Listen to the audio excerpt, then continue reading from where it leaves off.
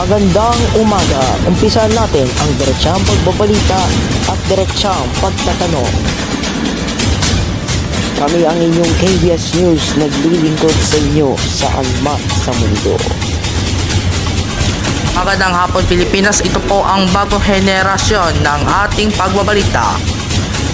Monday, I'm Steve Mycroft. And I'm Ronald Sala. Mula noon hanggang ngayon, tuloy-tuloy pa rin sa pagbabantay sa bayan ang inyong newsline ng Pilipino at hindi rin titigil sa pagsabay sa panahon.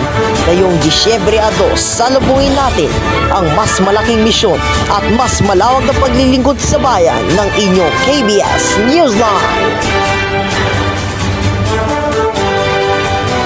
Ito ang KBS News, ang buong sambayan ng Pilipino, buong wersa para sa pagbangon ng bayan.